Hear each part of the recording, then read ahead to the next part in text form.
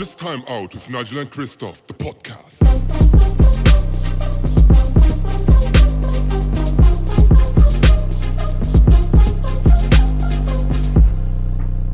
All right. Welcome back to the second episode of Coach's Timeout, the podcast. You are with me, Coach Nigel Tolentino from Sheeran Black Frogs. And of course, my tag team partner here is Coach Christophe Nye from Arancia La Rochelle. And how are you doing today, Christophe? Yeah, I'm fine. How are you? I'm good, man. I'm excited about this next episode. How did you feel about the first one that we put out? Yeah, I really liked it because the feel during the call itself with Ken was really great, and the flow of the discussion went into very interesting points that we could discuss with him, and yeah, we got also some good feedback, and yeah, I'm pretty excited for the next one. But maybe as we go along with this podcast, you'll be able to give them a little bits of insight as to how and why we wanted to start this. But basically, it's because there are a lot of stories, great stories, in Luxembourgish basketball, and we wanted to be part in sharing those stories. To a different venue or to in an English language capacity where other people outside of Luxembourg can be able to learn or to listen and appreciate these stories, right? Yeah. Okay, so before we continue, we have a jam-packed episode today. I think it's a double XL, so to speak. But before we go there, let's talk a little bit more about Luxembourgish basketball news. What do you have for us today?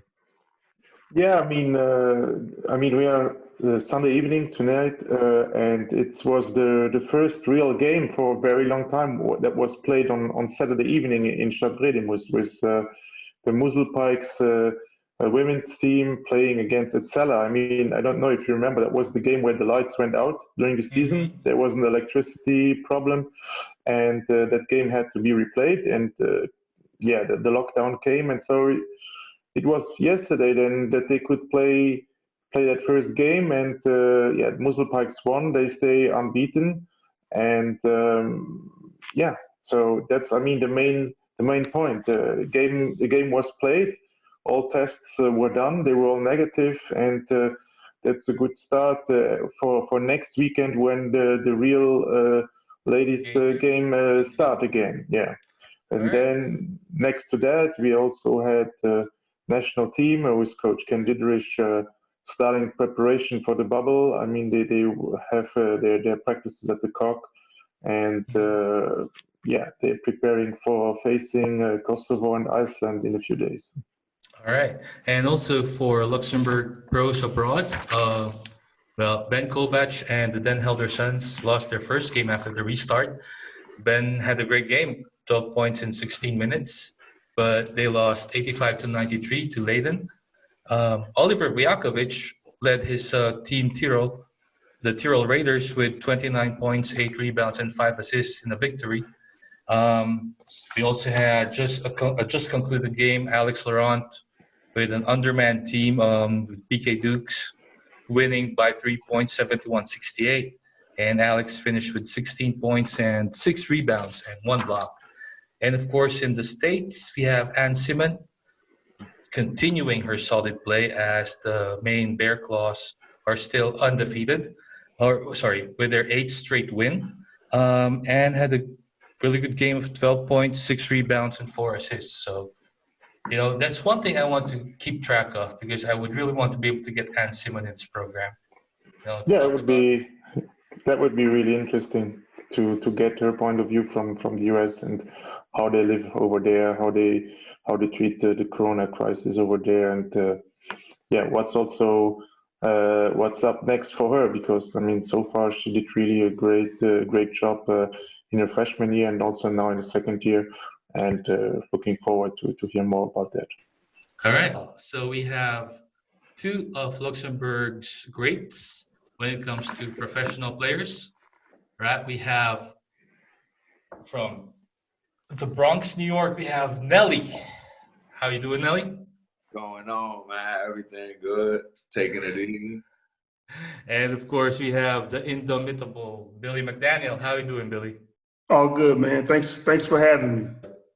It's been what, 3 months since we last had a game, Yeah. or are we even keeping count at this point? Man, I've probably forgot how long it's been. It feel like it's been for a whole extra season on top of another season. Right. Right. So how have you been keeping in shape, basketball shape? Okay, or what have you been doing over the past year of this COVID situation? Pretty much the same thing. Like the normal uh the normal year of playing ball. When the season over, take your little break, get back to working out around, middle August time, preseason work. And it just so happened we was 3 games in, and that was it. So after that, just trying to keep your basic workout plans, getting a little conditioning in to stay, keep your legs under you, and that's about it for me. I haven't been doing too much other than that. Mm-hmm. How about you, Billy? Yeah, same thing, man. Like once you get up in age, it's even tougher to stay in shape, So 36 and trying to stay in basketball shape is tough, but like going for runs, jumping rope, kettlebell, different things like that. But nothing is the same as playing basketball. Mm-hmm. Christophe, you have anything for Billy and Nelly? Yeah, I mean, what's also interesting here is you said like getting older, it's more tough to stay in shape. I know also about that. And on the other thing, both of you have also, let's say, a life here. So you have built yourself a family here. You live here for a few years now. How is that helping in this situation? Yeah, I mean, you established roots. I mean, both of you have kids here in Luxembourg already. Um, yeah, like Christophe said, how do you balance all of that? Well, for me, after having like a family atmosphere here, it definitely brings you a little bit more comfort, and so to say, you having some, your kids, whether it be your wife, girlfriend, or whatever, you have a little bit more comfort here. But as far as like the actual schedule wise, you just gotta, like anything else, you just gotta work around it. You have your time for your kid, and you have your time when you gotta go to practice, and you have your little bit of downtime. You feel me? And then after that, it's that same routine basically in itself. Me actually doing co-parenting now, it's a little bit different. So I have my son 3 days a week, and then the other 3 days I don't have him. So the 3 days I don't have him, I'm doing a little bit more in the gym, and then the days I do have him, I'm just more so playing and taking him around, seeing things and things like that. Mm-hmm. Right, same for me. So my oldest is 7, and she's pretty active. Nigel, you know her from the basketball practice in Lounge Shed. So whatever I do, she's normally right on my side, connected. Like we may go for a short run, like jump rope. She loves to jump rope. So bike riding, different things like that. I mean, it's tough with them being in school and me going to work. So it's tough to actually find my workout time, but I have to get it in one way or the other. Mm-hmm. All right, so let's dial back to sometime 2008, 2009, when you both got here to Luxembourg. I know Nelly, you came in straight to T71, and Billy, you spent some time in Iran, sorry. Iran, yeah. First year, Iran, yeah. first part was Iran, yeah. And then went to Germany. Yep. And then when you both first came to Luxembourg, like, what was your first impression, like, of the country? Well, for me, I didn't even know Lux was a place in itself. I'm not gonna lie. I thought it was actually Germany, as everybody back home mostly thought. Like, oh, you're going to Germany? Cool.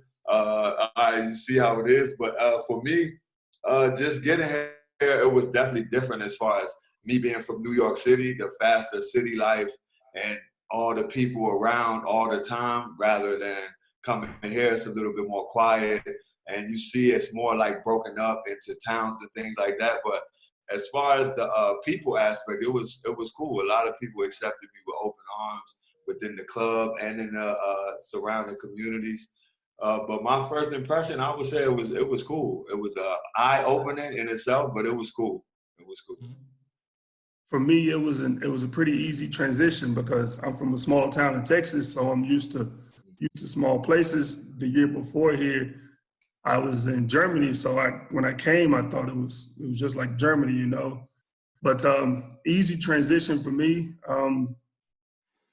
Loved it since day one, man. It's been nice, and that's basically why it's home now. You know, it's a nice place to be. It is. Yeah. Yeah. Go for yourself. No, I was just as a follow-up. I was wondering. You said, Billy, that it was like it has become home now.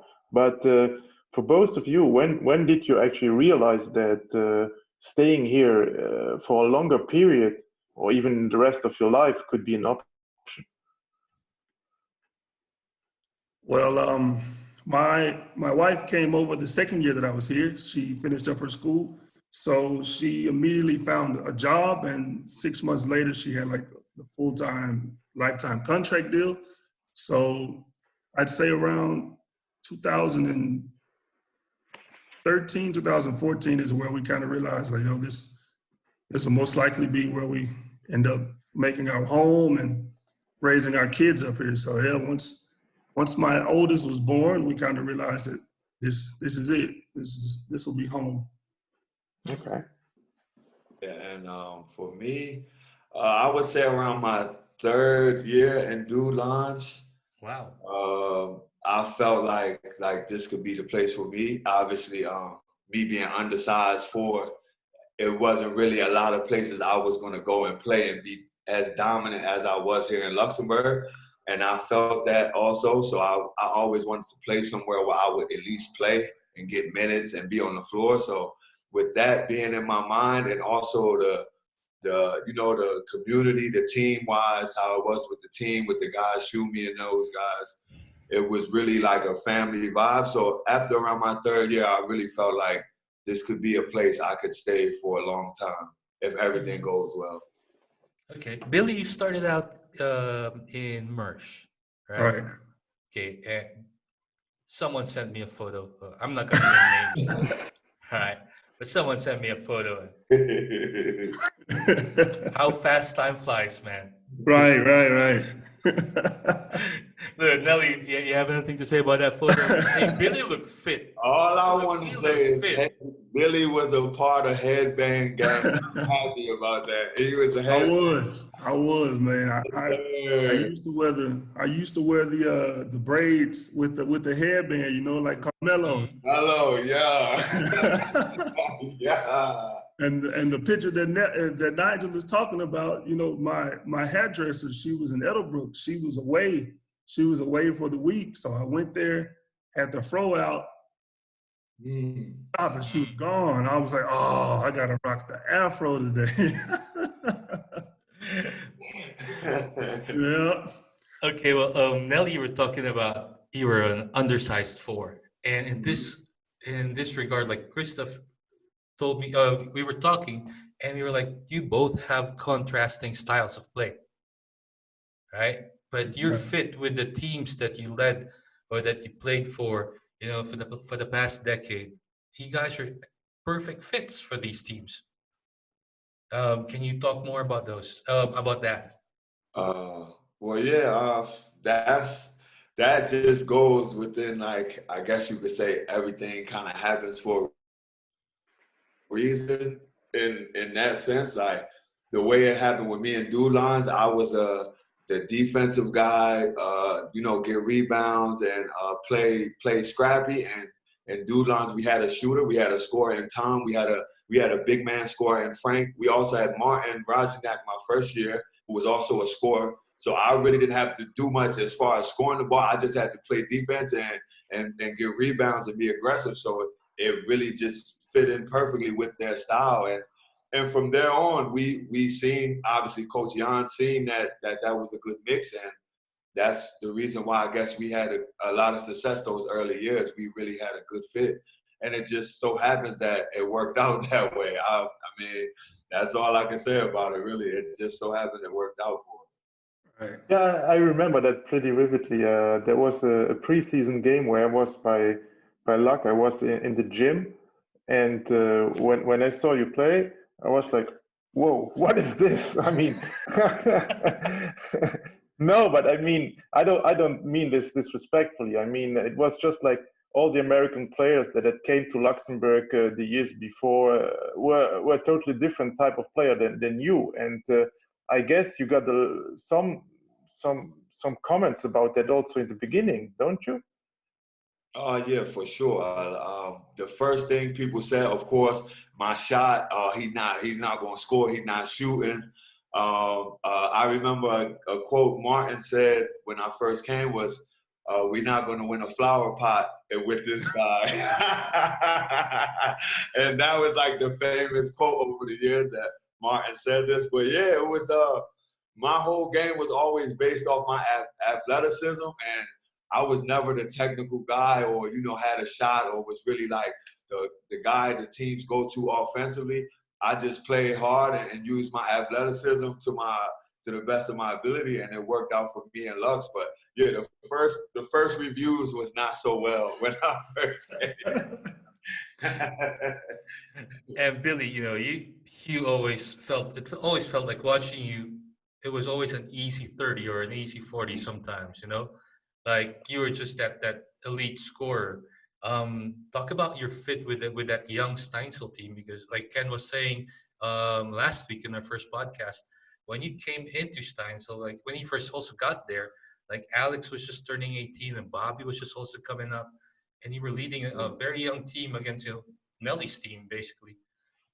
Right. So basically, my style kind of fit perfectly into Steinsel in the way they wanted to play. Ken he's an up-tempo coach. I'm not much of an up-tempo player, but me shooting the trail three was a perfect fit. But going in, we had a few young guys with Bobby and Alex and Eric and Sammy and Christian. They were veterans.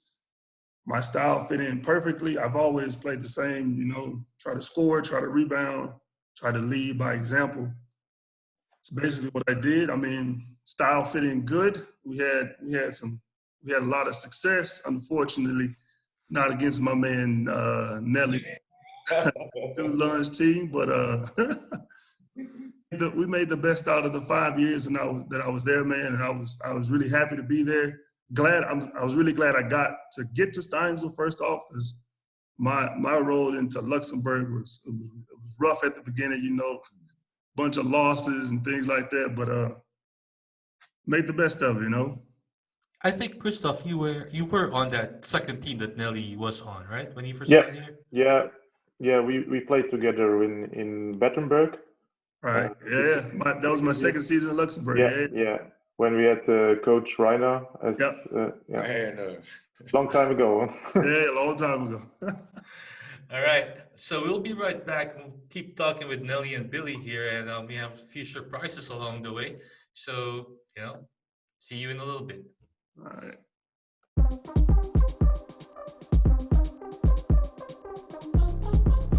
All right, welcome back. And we are still here, of course, with Billy and Nelly, Billy McDaniel and Denell Stevens, for those of you who, don't know them so well. But I doubt that there's anyone in Luxembourg basketball that does not know Billy and Nelly, just by their first names. All right, Christophe, you had some questions for them going in. Yeah, I mean, what I want to talk about is those years, 2013 and so on, when Amicale and T71 were battling each other during a few years in the finals, and I really want to know how this rivalry, how did you feel it? I mean, for Nelly, I mean, it were three titles in a row. How did you feel that? And did you have the feeling that like this Steinsel team, they will beat us one day? But can you elaborate a little bit more on this rivalry? Sure. And during that time when we had that, like it was really head to head, us and Steinsel, I felt it. It was in the air. It was in the basketball community. It was in in the stands, the fans would talk about it, and it really made you feel as a player that you were part of something more than just, okay, we playing this team. It was like an actual, not hatred, but it was like, all right, we don't like these guys. It was like it made it up to be like, we don't like these guys. We want to beat them every time we play them. And it was always a great, because we knew they had a good team and we knew we had a good team. So we knew we were testing ourselves against the best competition in Lux at the time. And that always fired us up.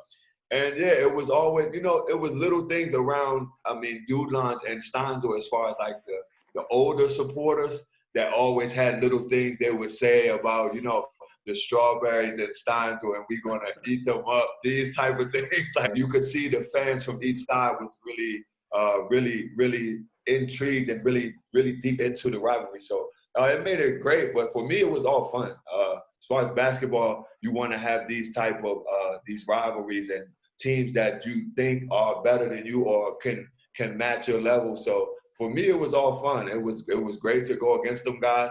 Obviously, to win, because we did win them, John. Of course, it makes everything a whole lot more fun.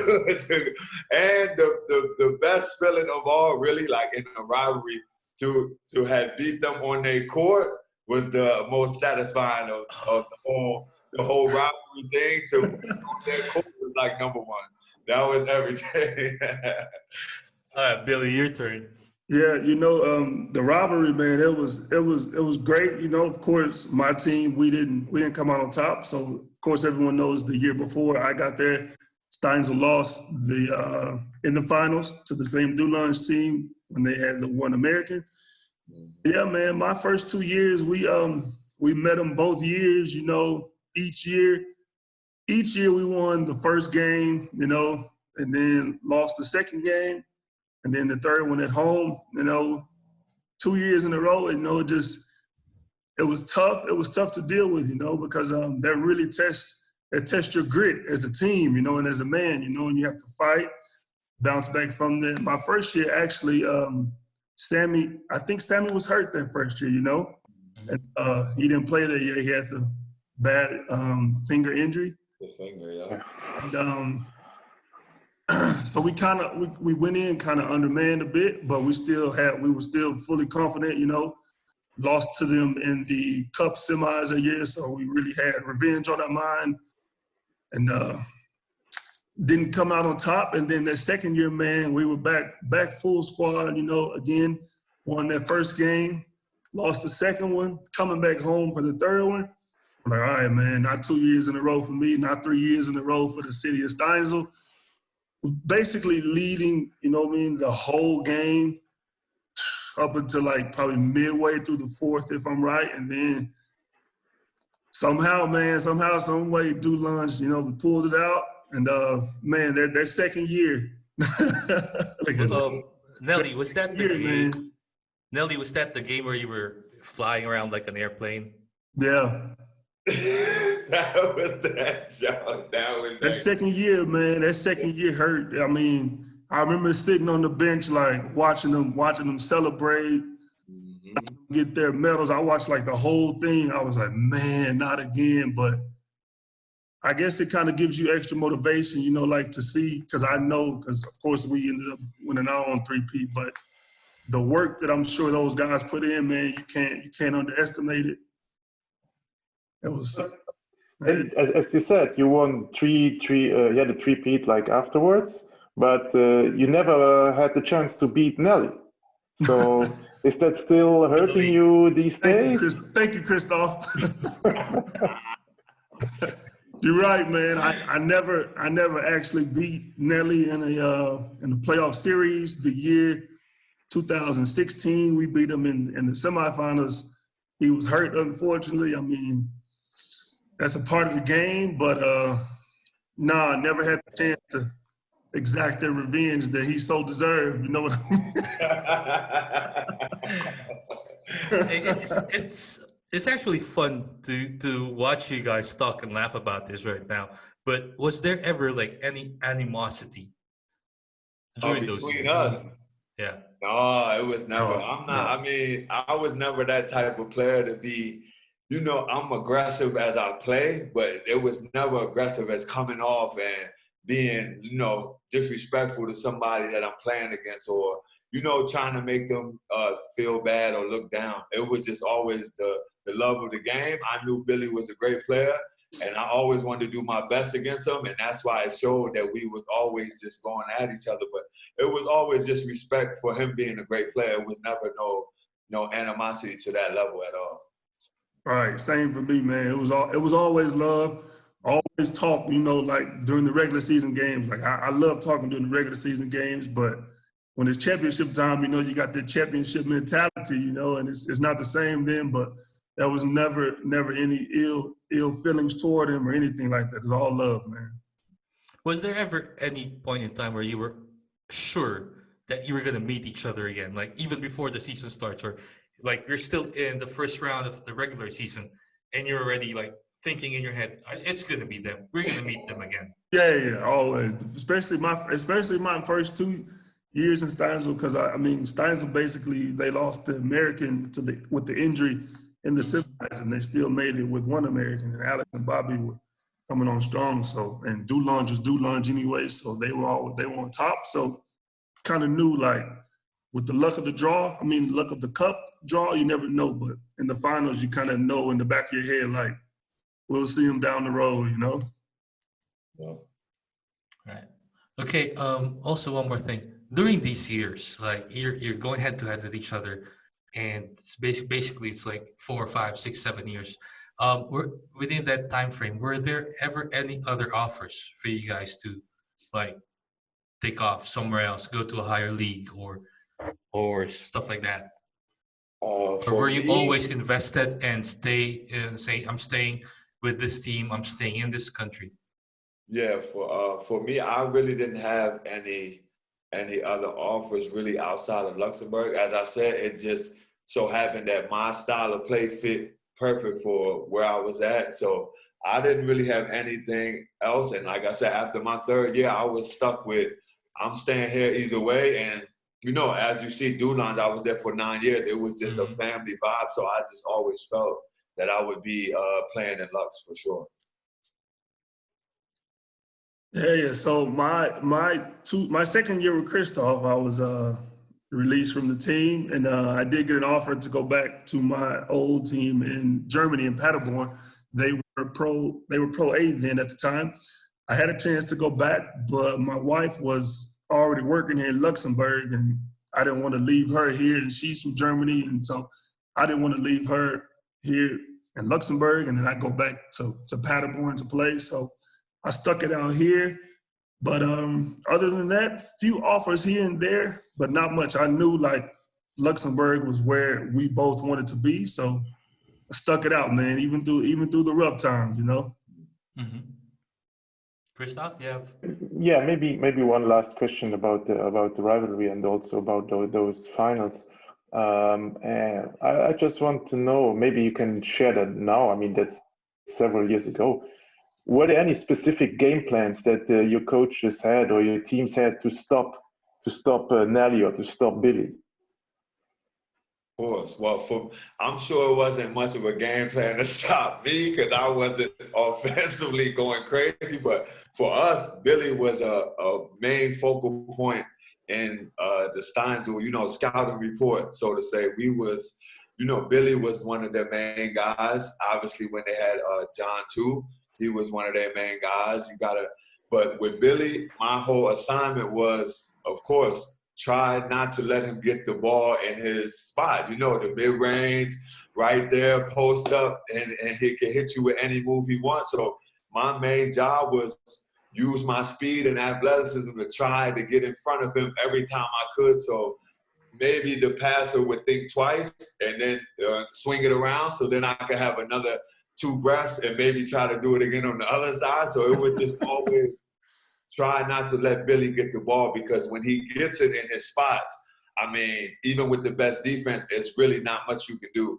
You got to just handle that and put a hand up and pray that it goes out. But the main thing for me was don't let him get the ball. Get in front, be physical, but just don't let him get the ball, for sure. Mm-hmm. Yeah. You know, my assignment with Nelly, man, because you know he can jump over basically anybody. So he gets the ball on the block. He may be 6'2", but you know, once he starts backing down with his left shoulder turning to you, you know that right hook is coming, you know. So I always knew, like, I got to turn him. I got to make him fade away from this right hand hook, you know. And as we got older, you know, his jump shot improved from when he first arrived in Luxembourg. So it was like another dimension added to his game. So, you know, there was no more like sag off just a bit, you know. Now you got to stay connected, you know. And like Nelly said, him playing defense against me, man, was like the toughest battles of my career, like without a doubt, you know. And I'm still playing. I'm sure I'll never see anything else like that again. You know, it was fun times, you know, tired times, but it was fun, man. It brings the best out of you. Okay. Now, of course, we had to also talk about like leaving the best places or where you actually came up on top. So, Nelly, you left T71 in 2017 for the 2017 season, and Billy, you left after the 2018 season, right? Mm-hmm. Right.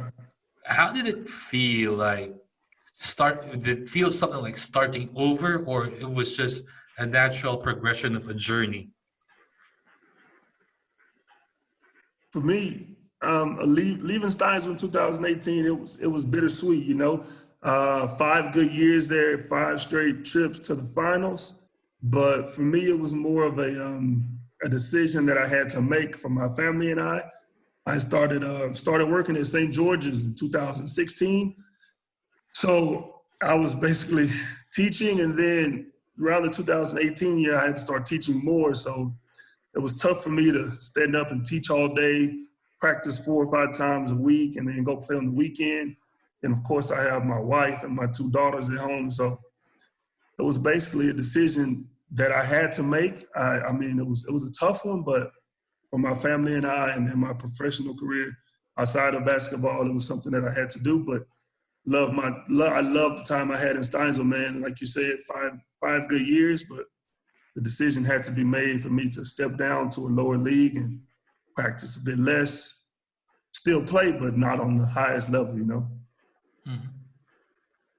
For me, it was tough for me, actually, because I hadn't been nowhere but Dulans. It was only from college straight to Lux and only Dulans. So these are the only people I was mostly around. My teammates, I grew up with Shumi, with Frank and these guys. So we really were really connected. So it was tough to know that the coach at the time wanted to get rid of me. I knew I still had basketball left for sure. Right. I still thought in my head that I wanted to play in Lux. I didn't want to leave Luxembourg and find a new team. I wanted to stay in Lux. So yeah, it was just a tough feeling to know that I thought I would end my career in Dulans. Really, like I would talk with people around the area and even around the club, and we would always joke like, "Yeah, Nelly, you're gonna retire from here." And we would always talk about that. So yeah, it hit hard, but also, you know, you can't take away all the great memories I had there with the connections and the people I made connections with. So, I mean, it was all love at the end of the day. It was just something I thought would maybe come later on down the line. But at the end of the day, Heffigan welcomed me with open arms, and it was a really great situation that I walked into, sort of similar to Dulans as the family aspect. So it was really cool to go into a situation that was similar. So, I mean, it worked out well, but at first it was definitely tough. Mm-hmm. But now both of you have settled in those new situations, and from the outside, it looks that you're pretty comfortable in those situations. But how much longer do you see yourself playing? I mean, right now, Nelly, you play on a higher level than Billy still. But for how long, both of you, do you see yourself going like this?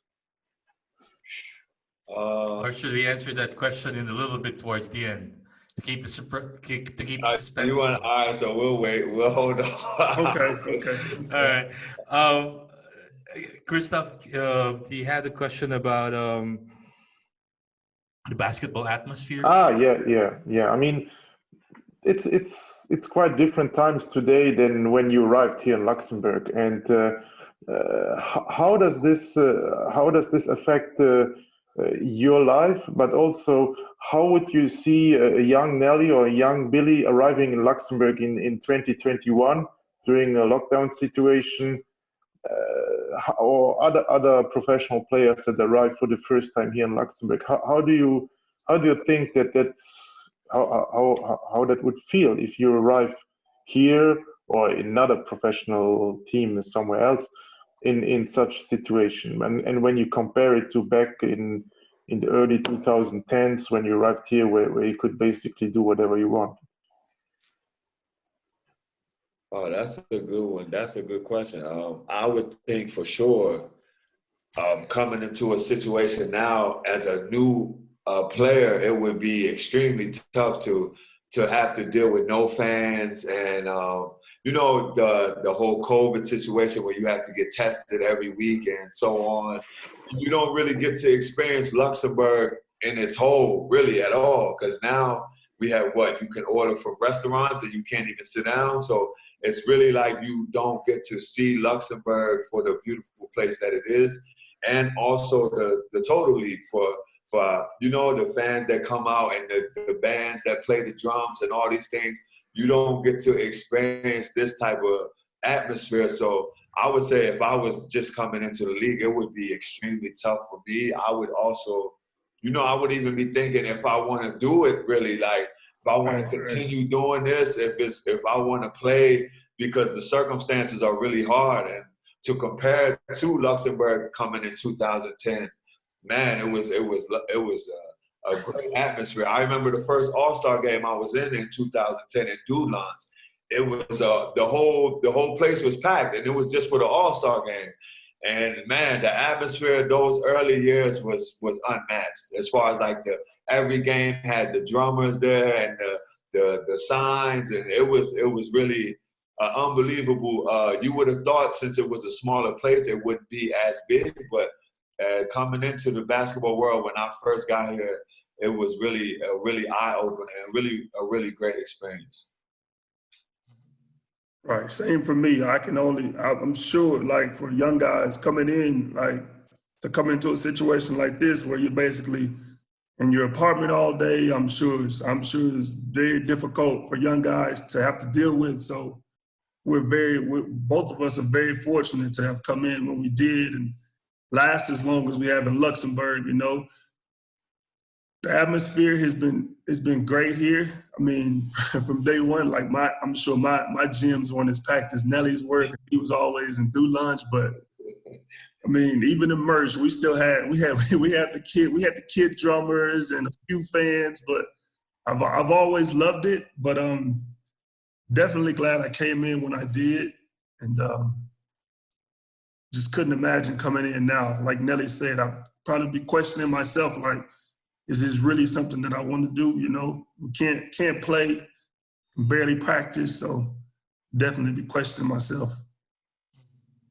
And Christophe, I was actually asking Nelly earlier because I heard about in relation to this question. Like I heard about the dunk contest at the club. So I was like, if you were doing that in 2012 or 10, 11, 12, 13, whatever year that was, and you compare that to now, that has to be like a huge difference, like a huge culture shock coming in.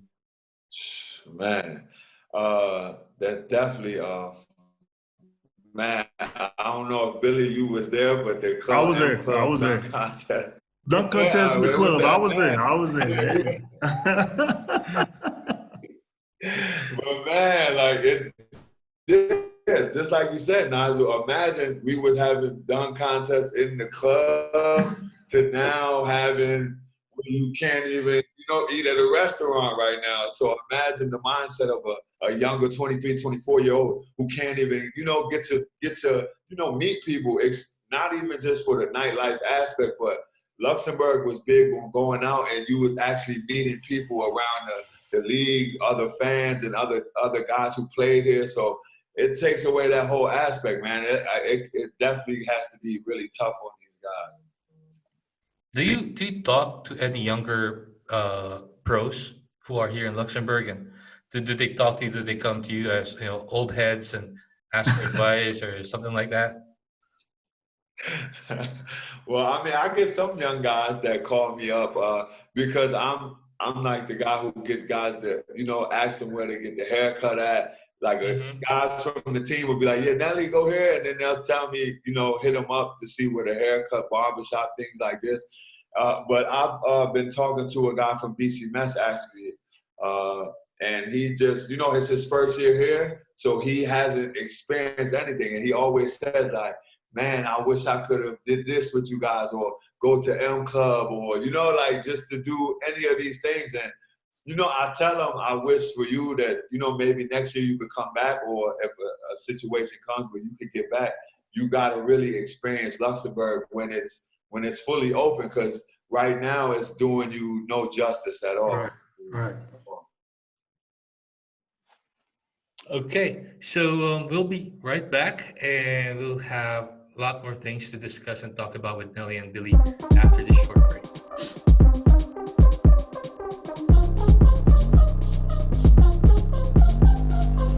Coach's Timeout with Nigel and Christophe, the podcast.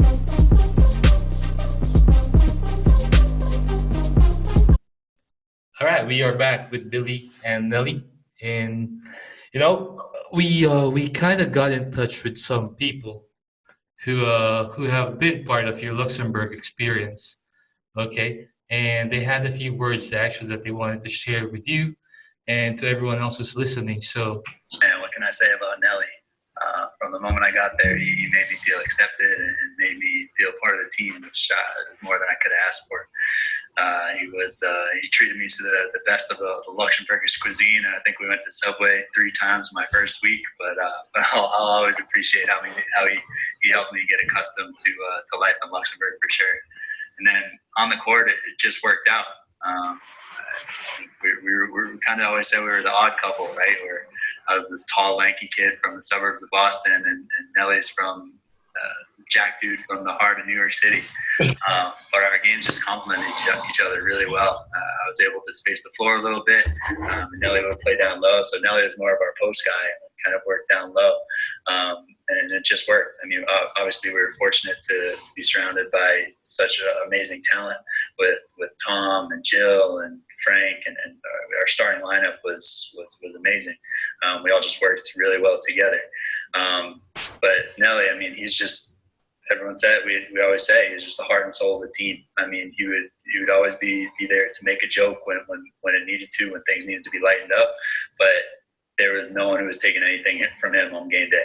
I mean, every game he was giving it his all, and he was just laying it all on the line, and it would give everything for the win. I mean, and that was born out. I mean, you see your teammate doing that, you're going to give 110% too. So we all fed off of that, and I think that's a huge part of the reason why we were just such a successful team. So yeah, nothing but the best things to say about Nelly. Great friend, even though he's a Jets fan and Lakers fan for that matter. We'll always cherish his friendship and the years we had together. But yeah, Nell's the best. Sending my best, and love the podcast too.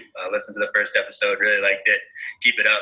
Love Luxembourgish basketball. Still follow. Keep it up. Miss you all. Thanks. Big Ryan Sherry. Big Ryan. Any thoughts on that? Like, Billy, when you were playing against Ryan and Nelly, like, how big was that tandem? How good was that tandem? Yeah, man, they were really tough to deal with, man, because like he said, like Nelly provided the muscle and the hustle, and Ryan was the tall, lanky guy getting the rebounds, spacing the floor when needed to. They were tough to deal with, man. They were. It was a very, very big challenge for us, but it's good to see Ryan again, man. Good to see. And you, Nelly, I mean, he was your running mate for a few years there.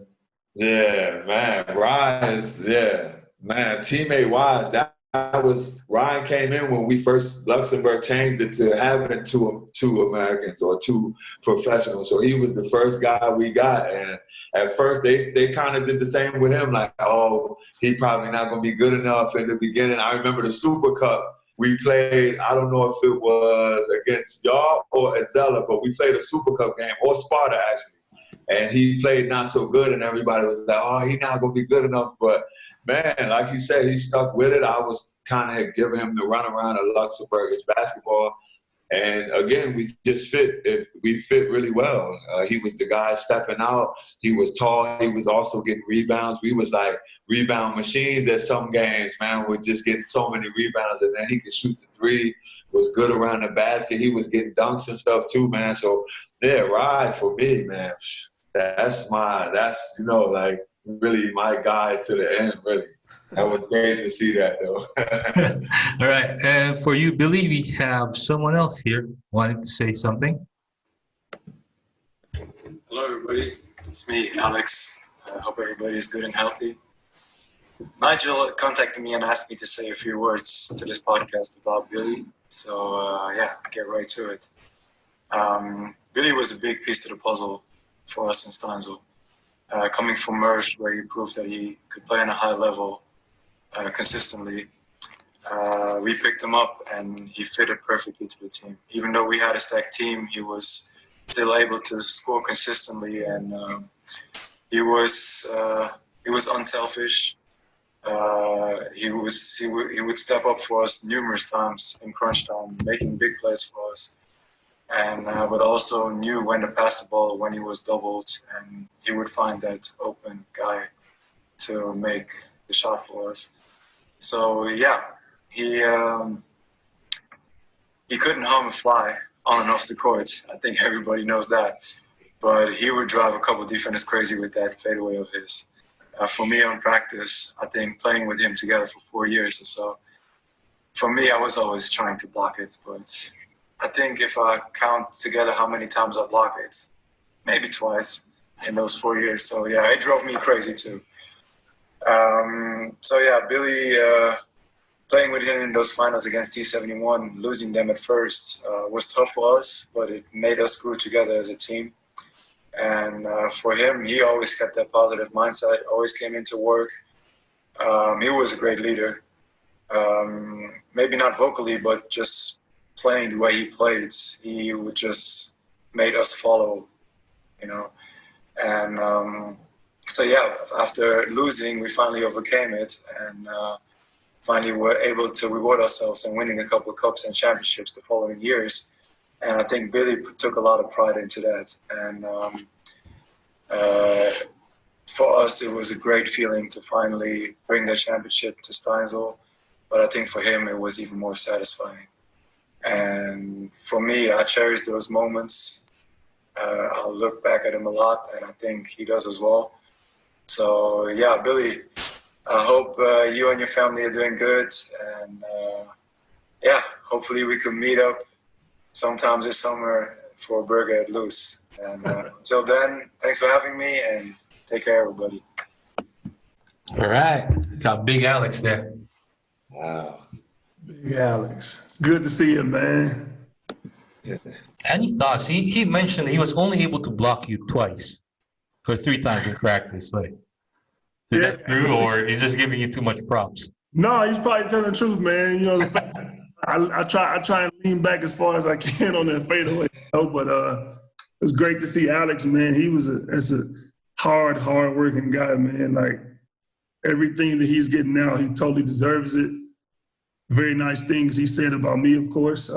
Like he said, I wasn't much of a vocal leader. I don't really talk too much. I like to go to work and do my thing, and that's how it is. But it was good to see Alex, man. Nice surprise you put together, man. That was really good. Oh, it's not. We're not over yet. We're not finished. No, we still have a lot. Next guy up to say hello, none other than Siobhan Coleman. My thoughts on Billy McDaniel, pretty easy and simple. You know, in my eyes, I think he's the GOAT of Luxembourg. I only played with him for 2 years, but things that he accomplished in those 2 years is amazing, you know. to see him go out the way he went out. When I was there, we won multiple championships together, 2 cups, 2 regular season championships, total league championships, 2 super cups. You know, that speaks value for a person at his age, what he was doing at that time. And the numbers that he was putting up, you know, he made all our jobs much easier. So when I think about Billy, you know, I always call him the GOAT. You know, he made a big impact on all the players around us, and one of the best teammates I ever had. You know, I would not be like in the position where I'm at right now without learning some things from him. Like, you know, what it takes to win, what it takes to win championships. You know, want to be in that moment to take those big shots. You know something Billy was able to do. You know, I learned that from him. You know, me coming in and watching him, the impact he was making. You know, so you know, I just follow his lead. You know, eventually I caught on to it, and that's what I think about Billy. He's the GOAT. Shout out to you, Billy, bro. I'm proud of you. Congratulations, man. All right. What can you say about Siobhan? Siobhan, man, love Siobhan, man. I remember his first year he came in to Luxembourg. We didn't even have a preseason because KD, Coach Ken, was he was off with the national team, so he came in. It was rough. I remember we lost to like BC Mess. Yeah. I was coaching that game. Oh, you coach? Oh. That was fun for me, man. That's so funny. So yeah, man, I remember Ken writing me like, man, what happened? You lost. I was like, yeah, man. I mean, everybody, you know, half of our team was on the national team, but Siobhan, I can't say enough nice things about him. First off, thank you, Siobhan, for saying those wonderful things about me, man. Means a lot to me because, like he said, he started here in Luxembourg, came here 2 years. He won those 2 doubles in a row with us. And his career took off from there, man. And I'm more than happy for the success that he's having in his career. I'm happy that he said those nice things about me, man. All right. Thanks for that, Billy. And we have another guy who wants to say hello to Nelly. Just a sec. Let me bring him up. Little biased here, but in my opinion, Nelly is probably the most influential US player that has ever played in Luxembourg just because of his impact on and off court. On court, his tremendous level of energy, hustle, never giving up, his little right hook, his athletic abilities, of which, by the way, I'm really jealous, but also his ability to put on a good show every game.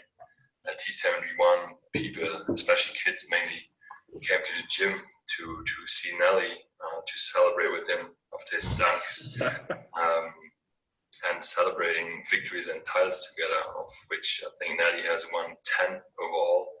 So that's an amazing feat, and I really respect him for that. I also respect him a lot as teammate because he made our job a lot easier. He helped us tremendously, and all those years he just got the job done and has never complained once, even when Shu and I took some bad shots. So yeah, I'm really grateful for having had the opportunity to be his teammate. Even more grateful for the relationships we have created over all these years. And people just love Nelly. They love being around him because of his unique and uplifting character. And there's never a dull moment with Nelly. So that's also one thing that I really love about Nelly. I think people in general, not only from Dudelange, but Luxembourg basketball, they just love Nelly. So yeah, that's a really cool thing. That a guy from Brooklyn can come over to Luxembourg and form such strong bonds with people from Luxembourg, his teammates, and then creating all those long life memories on court, but also off court, having good times, celebrating together, then settling here, becoming a dad here. So it's really cool to observe all of that, all of his accomplishments, his development as a player, but also as a person. And I'm happy that I was able to play my part in all those things. So Nelly, really proud of you, and talk to you soon. All right, there you go. It's Frank Mueller. Nelly, you really had a stacked team. Like Frank, Tom, Jill. Off the bench, you also had lots of good players coming off the bench. Players who would normally start in other teams. Yeah, man. Like, I can't express it enough. I was extremely fortunate to walk into like literally the prime years of Shumi and Frank. I walked into when they were like really making that leap to being like great players in Luxembourg, and it just so happened to work out perfectly, man. Like even with me and Frank being post players, we really didn't get in each other's way. Like he was a post player, but when it was his time to be down there, I was never in the way, or when it was my time to be down there, he wasn't in my way. So it was just like a great thing on the court, and like he said, off the court, we really were like really brothers. And even till now, like Frank is one of my closest friends from Luxembourg. So man, it goes a long way to just for the basketball turn into also and have all these long lasting memories and guys that I really call family from Luxembourg. Mm-hmm. Christophe, you have any thoughts on what was said by their two teammates? Two each? I mean, they know each other really, really well. So What I wanted to say is like you see really what was so unusual about these teams were that they have really tight relationships with the professionals, and that was also something that probably helped them to play even better than they already were, and the results they speak for themselves, and not only on the court but also off the court. I mean, that's also what comes out here is that both for Billy and Nelly, they have lasted impressions not only on the court but also with relationships off the court, and those will be remembered forever, I guess. One thing that I got from that, if I close my eyes and if I didn't know who Frank or who Alex were, or Siobhan or Ryan, it felt to me like they were describing basically the same type of person. A guy who has great charisma, who's always up there with the fans and everyone loves, and always smiling and always bringing the best out of the teammates. And like for all the contrasts in your basketball styles, there's just this, it's like a yin yang thing. Like you have all these similarities basically. They talk about that with such fondness, and it's just so nice to see. Like what Christophe said, like there was such a tight bond. It seems like, and I'm sure it showed on the court. But for most, I don't think that they were, for casual fans or casual observers, I don't think that they were able to see or fathom that how deep that bond was. Right. Like playing in Luxembourg, it's different, because playing in Germany, for instance, you play the game, you get on the bus as a team together, you go back home. But in Luxembourg, you play, everybody knows you go to the buvette, you get to interact with fans, players from the other team. So it's always been like this family type of atmosphere, like from day one. So it was kind of easy for me to kind of get along with everyone, talk to everyone, even if it's fans from different teams, whether it's nice talk or throwing some shit, it was always good. But that's just how Luxembourg is, man. It's basically that big family atmosphere, and me being the type of person that I am, it was easy for me to just fit right in. Mm-hmm. All right. We still have a couple more. Let's see if we can pull them out. Let's go. All right. Let's stay with Nelly for this one. All right. To talk about somebody that is so like a coach, not for any other reasons other than he's got about 10 things in his personality that make him fun to coach and will make him really good. probably one of the most gifted athletes I've ever been around. I've coached a lot of guys, about 700 college guys. And Nelly comes up in there in the top 5 of actual athletes. I mean, he is a gifted athlete and a hard worker. The discipline that he shows off the court in terms of the way he prepares in the weight room, and then having some God-given talent with those fantastic wheels that he's got, with his ability to jump so quick. A lot of guys can jump and get up really high, but they don't get off the floor that quick. Nelly could get off the floor so quick that even when he was guarding a 6'7" guy, if he's got a jump hook or whatever, that Nelly jumps so fast that he could get up in time that when you set your shot up, he's up so fast that he could either alter your shot or block it quickly. And then offensively, when he got the ball, he explodes so quick that even if you are longer than him and taller than him and could jump up, maybe off, one step you could jump as high as he could, he gets up so quick and delivers the ball so fast and keeps it, protected around the rim that it's hard to guard. You have to be 6'10" in order to get up there, at least be long enough to go. And then as a person, just so loyal to his friends and so loyal to the people. I know the people that are associated with T71, our fans and our sponsors and everybody else. I don't know anybody that doesn't love Nelly. It's because he gives his time, his concentration. He looks at you in the face, he talks to you, and he lets himself get involved with you as a person. He's like that to everybody. And I think that's probably why people love to be around him, is that he's a winner. A lot of things that you need as a really strong competitor to win at that level. At any level, you need a competitor, a guy that hates to lose. And Nelly loves to win. He loves to win so much that losing doesn't affect him as much as how bad he wants to win. When it's time to play and it's time to win something big, he was one of the fiercest competitors I ever coached. And it was fun to be around him. It just makes me happy that Nelly's so happy. It doesn't surprise me at all that he loves his son so much, because he's a really loving guy anyway.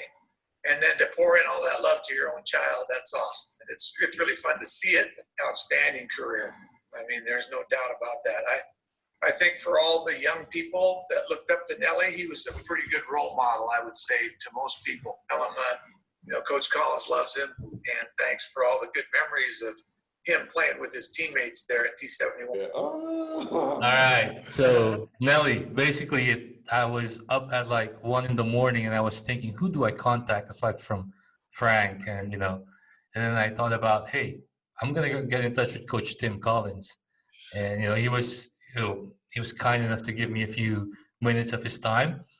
That video is actually like 11 minutes, 13 minutes long. I promised him I'm going to, send you the full tape, because, he's always been following you. So, yeah. Well, what are your thoughts with Coach Tim?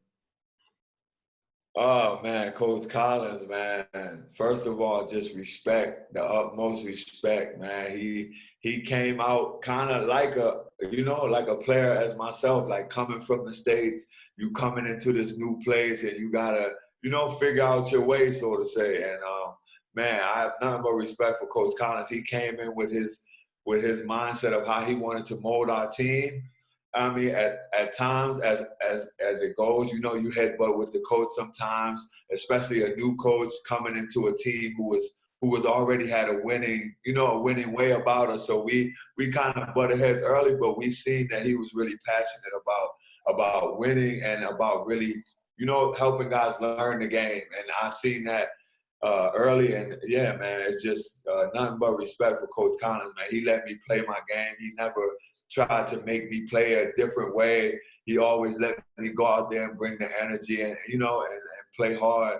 And yeah, man, that's definitely one of my favorite coaches that I've had throughout the years in Luxembourg, Coach Collins. Mm-hmm. How about you, Billy? Have you ever had like any interactions with Coach Tim? No, I don't recall any reactions. I mean, ever talking to him, but I know that, man, the way, I don't know what he did to those guys, man, but I know they played hard for him. It's like I never played him when Coach John was there, but Coach Collins, man, he brought the best out of him, man. I used to always tell Ken, like, man, Nelly is a dog, man. I don't know what they coach doing. Christophe, you've had experiences like this where you were also very close with one of the pro players that you've had in recent years, Alfonso McKinney, and you still have that connection, right? Where you were still able to talk to him and visit him sometimes in the States. Yeah, I mean that's a relationship that is still there. I mean, of course, he has made a tremendous career after being here in Luxembourg, and being part of this for at least one season is, of course, great feeling. And what's interesting there is also that Alfonso also was also a very nice person and a very nice guy, very down to earth, and you could talk with him like you could talk with anyone else, and that's also what made part of his success of his career right now. And yeah. All right. So we have one more for Nelly. I wanted a guy that worked hard all the time, and everything point-wise, offensively, would be bonus.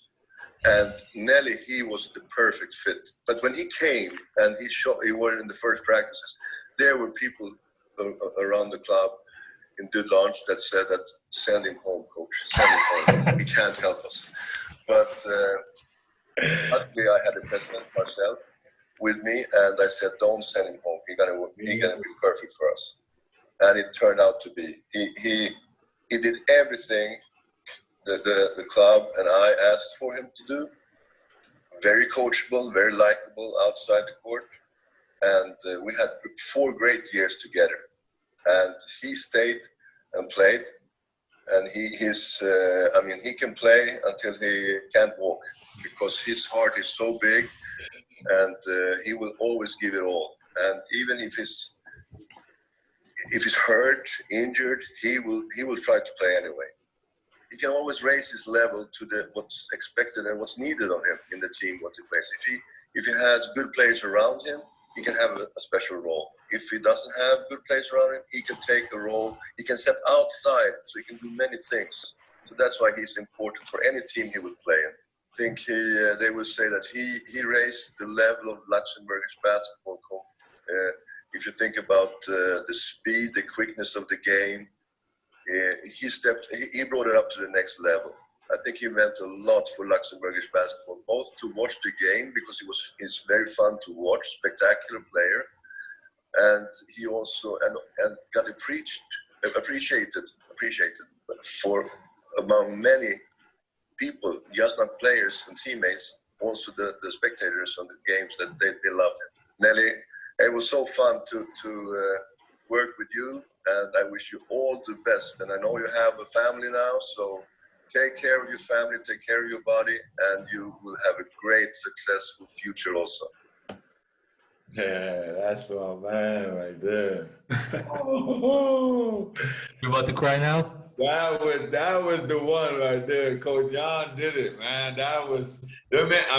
For me, it's like I owe a lot to Coach Jan, because like you said in the beginning, he really felt like I could help Dudelange at that time. And above all else, the people around really didn't think it would work, but he really stuck by me. I remember having conversations with Coach Jan, and he was telling me, like, no matter what nobody says, I want you, and as long as I want you here, then we're gonna make it happen. He instilled a whole lot of confidence in me, like even coming in first year player and not knowing the ins and outs, and he just, he really instilled me with a lot of confidence in my game, even with shooting. Like Coach Jan was the first one to really tell me to, like, just keep shooting. Like, no matter how it look, no matter, just find your shot how you like it and keep shooting, man.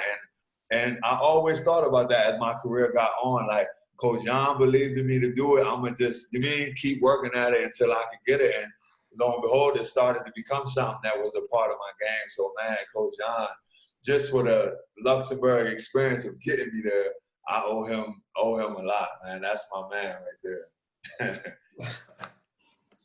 All right. Let's see. We have something for Billy here, I think.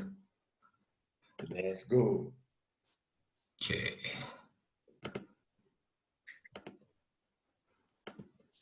All right, let's start off with a club mate, Billy. Billy McDaniel, the GOAT. Let's just get that out the way now. The absolute GOAT, on and off the court, super dad, super husband, great teammate, great club mate. I have some very fond memories of those days of winning championships for the purple and yellow, purple and gold over there with Billy. In terms of Luxembourg basketball, Billy is definitely a household name. He has shown, that he can be a great basketball player on the court. He works really hard.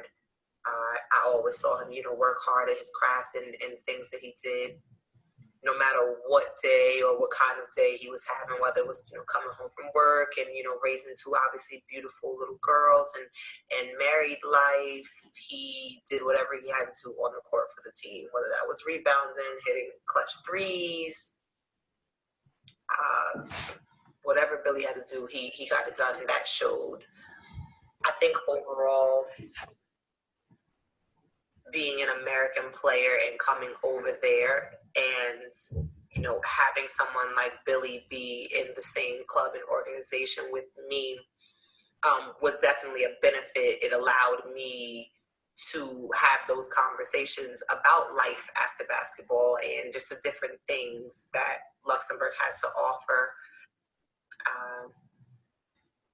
I think his character is what stands out most of him. You get your typical players that come through and they're, you got young players. Billy, you ain't that young, but you still got it. But you get young players that come through and they are still immature a bit and they're still emotional, but Billy always kind of even keeled, always played hard, but definitely respected the game. So, I'm trying to think of any other good things I could never think of any bad things to say about Billy. I've honestly never had any bad experience or seen anything bad with him. So whatever you're doing, Billy, if you're retired, have come out of retirement, whatever team you're scoring 30 on, I wish you good health, good fortune, good luck. And hopefully when all this COVID stuff is over, I get to come back to Luxembourg and, we all can kick it and just kind of talk about old times because we are getting old. I mean, you were already old, but I'm kind of getting old now too. All right, so good luck, stay safe, stay healthy, and I'll talk to you soon. All right, Coach Erica Morrow. Coach E, I just saw that, man, signed to her alma mater. Mm-hmm. She brings up a really good point here, Christophe, about she was talking also, and Ryan, like these guys were talking about wanting to come back to Luxembourg and following Luxembourg basketball. Coach Tim also said something to that effect when we were talking, and it got me thinking, like, some people, some pros, when they first come in here, young guys, once they drop 40, they're like, okay, so what's next for me? Like, what's the plan? Where do I go next? Yeah, I can kind of get the sense of where some young guys may think that Luxembourg is just a stepping stone, but it was never the case for me like that, Not with Luxembourg being really close to my wife's hometown, I always knew that after a while, like, this could be it. Like, this could be where we make our home. So for me, it was never a stepping stone, but it speaks volumes about Luxembourg and how professionals are treated here for Ryan and Erica to say that, and Coach Collins, that maybe that they will come back for a visit. It speaks volumes about Luxembourg, because it's nice for a lot of people. I think what is really important here is that, especially for young players, young professionals coming to Luxembourg or to any other situation, is that they have somehow a feeling for what's their real level and what's their potential. Mm-hmm. And the sooner you realize where you can go, the better the choices will also be that you will take. And I mean, not everybody can play in the EuroLeague or in the NBA or whatever. And for some players, I mean, having a successful career in Luxembourg or in other smaller leagues can be also a blessing and can be really, really a good feeling. If you have like 10 years and winning 6 titles or whatever in Luxembourg, I mean, then you're way more successful than 95% of other players in the world. And that's something that you have to understand, and which is sometimes difficult to understand, because nearly everyone, when he comes out of college, he thinks like, I can make it everywhere. But if you get in the right environment and have also the right teammates and the right club and the right coaches, they can help you to find out what's the real level that you can play and where you will be the most successful. And that's something that, I mean, the players that we are talking here, and also some of those players that have given here their opinions, they are good examples for that. All right, Billy, let's talk a little bit about Coach E, Erica. She's also basically a Steinsel legend, right? Like, same time as you guys are winning all those titles for women's team, men's team. Talk about her impact on you and Steinsel, like you reverse things. Yeah, Erica's impact was huge, man. Like, as you said, like when she was there, the men and the women's teams were winning titles together. So it was kind of like, we used to call it Title Town, you know, when we were there.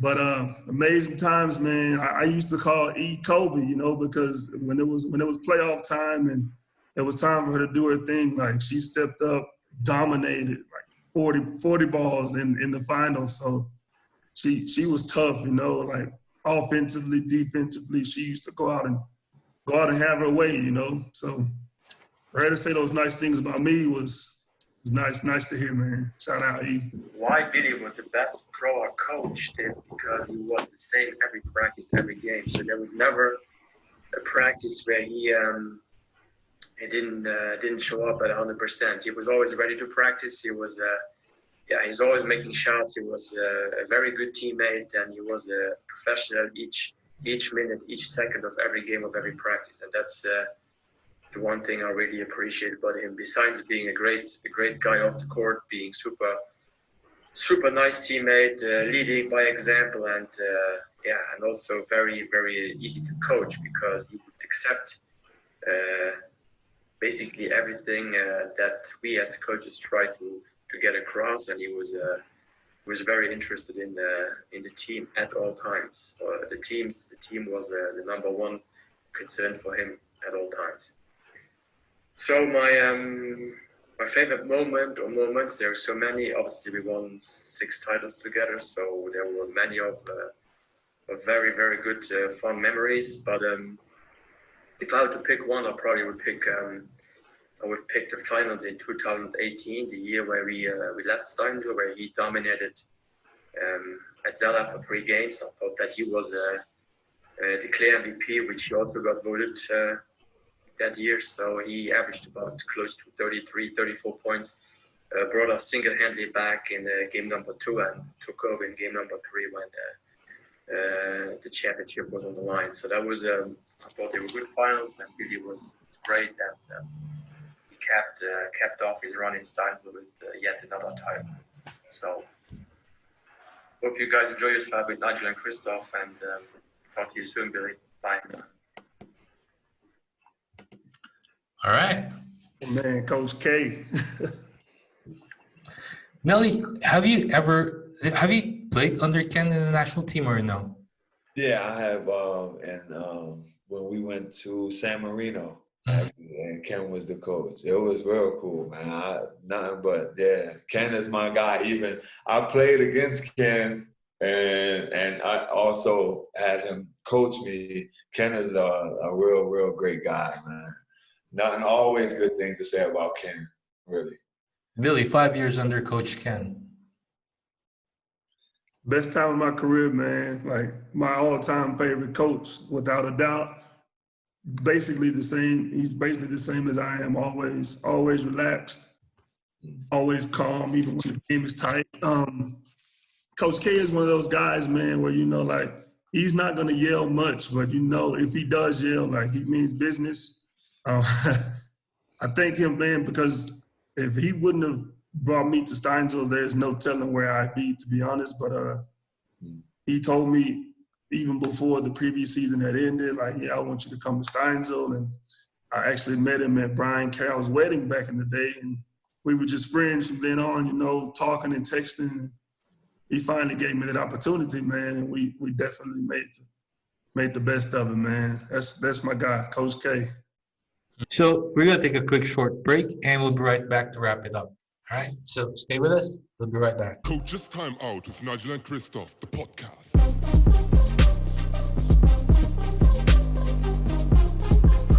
All right, we're back, and we are here to wrap it up. But before we do that, we have a quick game of one-on-one. All right. So guys, it's pretty simple. We will ask you 5 questions, and we will ask you to write down your answers. And Billy, you have to guess what Nelly's answer was, and Nelly, you have to guess what Billy's answer was. And if you get it right, you get 1 point. All right, so one-on-one game between the two of you. All right, ready? All right. Yep. We will ask the answers. We will tell you to show the answers towards the end, after the 5 questions have been asked. Yeah. Right. First question is your favorite pro teammate. Pro teammate? Yeah, Sorry? your favorite pro teammate. Okay. All right. Second question. Who is your favorite Luxembourgish teammate all time? Okay, ready? Third question. If you were to have your pick, who would you have wanted to play with? From Luxembourg. From Luxembourg. From Lux. Yeah. Which pro who played in Luxembourg would you have wanted to play with? Lux guy. American. American guy. Yeah. American. Yeah, not your teammates. Like, Okay. yeah, guys you played against, you would have loved to have been your teammate. Okay. Dang, that's tough. You got Yeah, that's tough. 12 years of guys that I don't play with. That's tough. But I'm gonna get you a good one. All right, question number 4. Who is more fluent in Luxembourgish, Billy or Nelly? Oh, Nelly got that.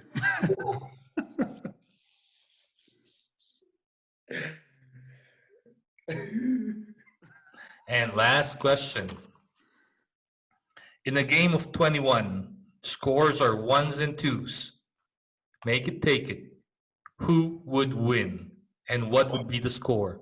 1s and 2. And we gotta put the score?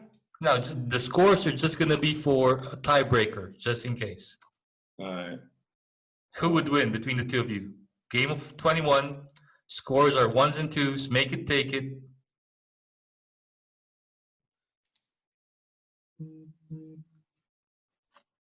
Who would win between the two legends?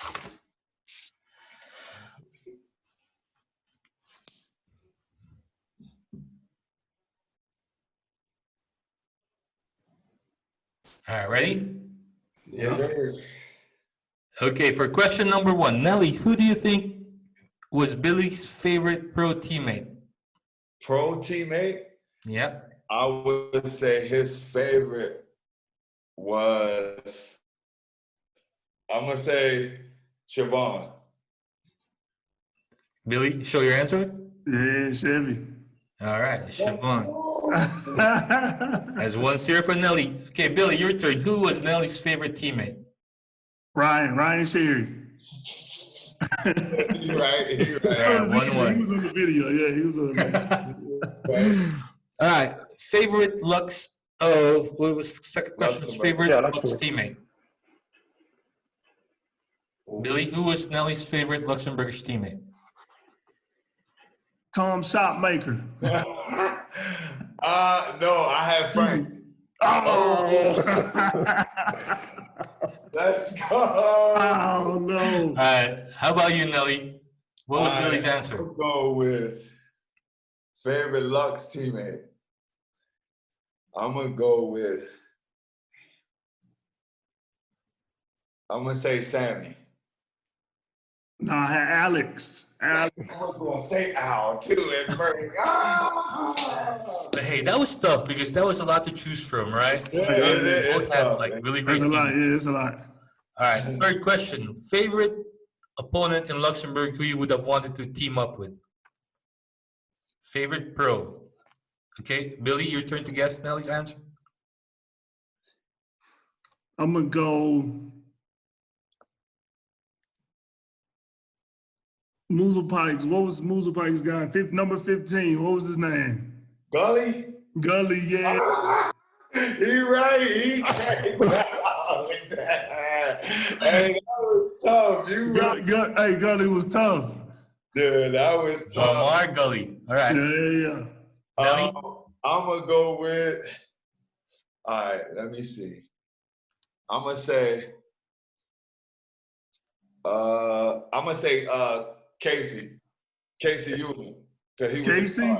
No, you know what? This might not be fair, man, because I chose Brandon Gary, but were you here when Brandon was here? Brandon was me. Yeah, I chose Brandon. Okay. All right. Yeah, that's tough. That's tough. 6'9" guard out there. 6'9" guard for KD out this job. Yeah.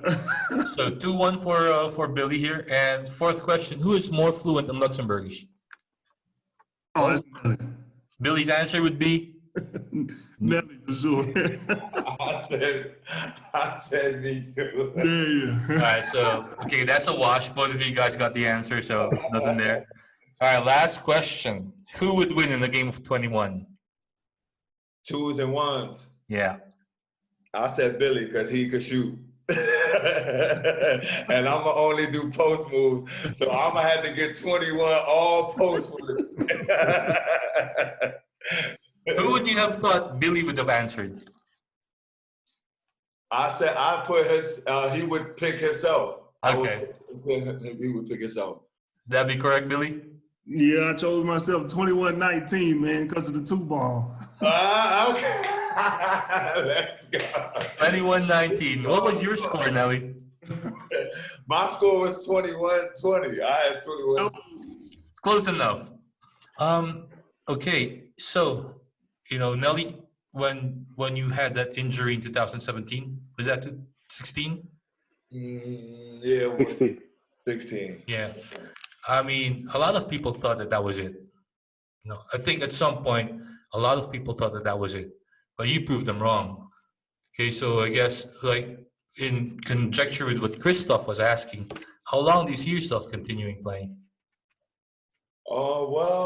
As far as bodily wise, I feel like I can play for 5-6 more years the way I feel my body wise. But mentally, I would say probably 1 or 2.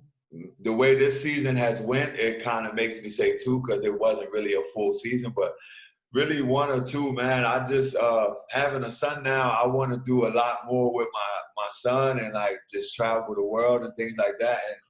And playing basketball from high school to college to overseas all in a row for so many years now, it's just I'm ready for something else in my life, man. I love basketball to death, but I've given so many years to the game that it's I'm ready. 1 or 2 years, I think it's going to be hang 'em up time for me, man.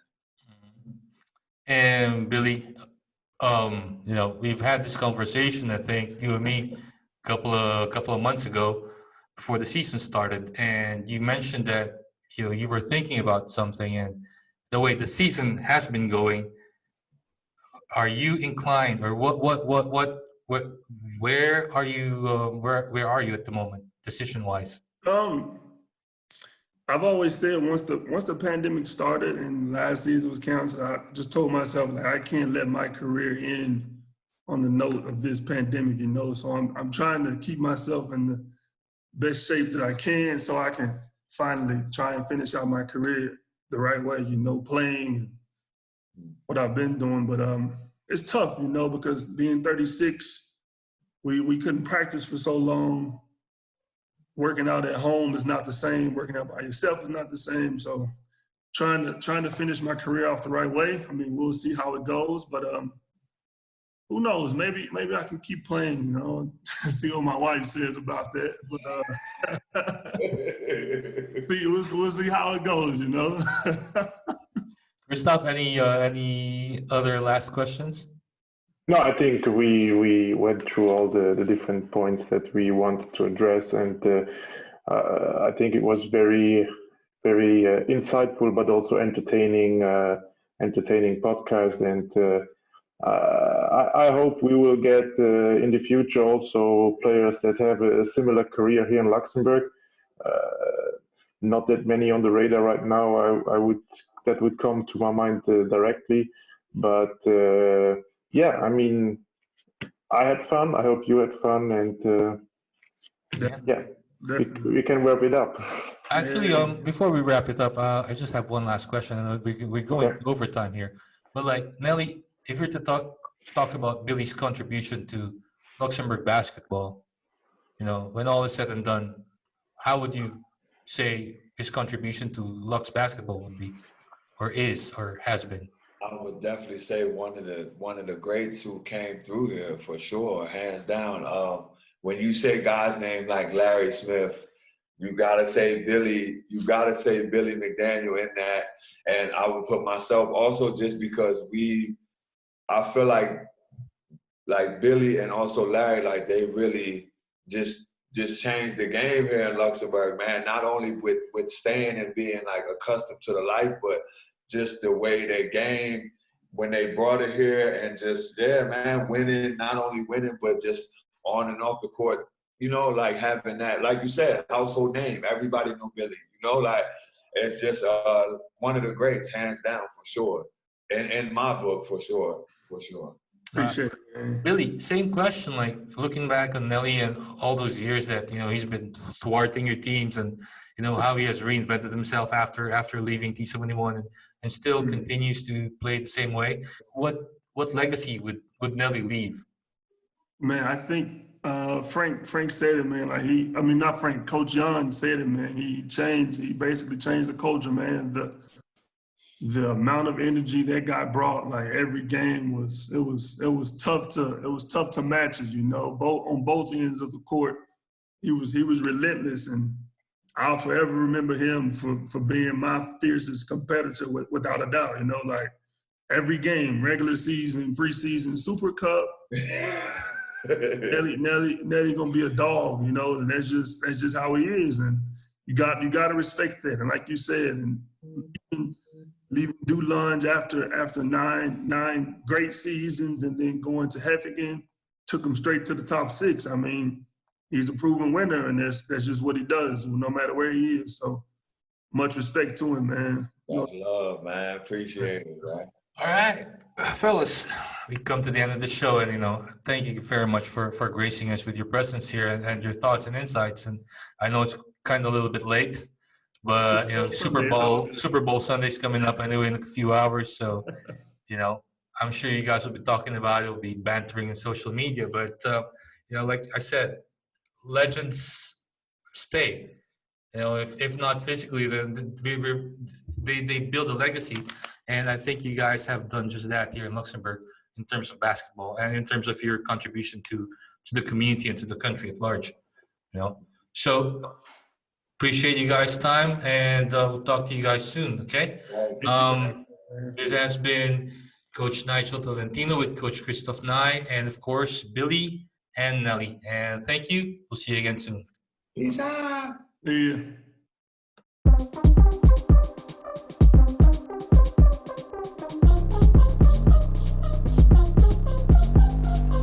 Coach's Timeout with Nigel and Christophe, the podcast.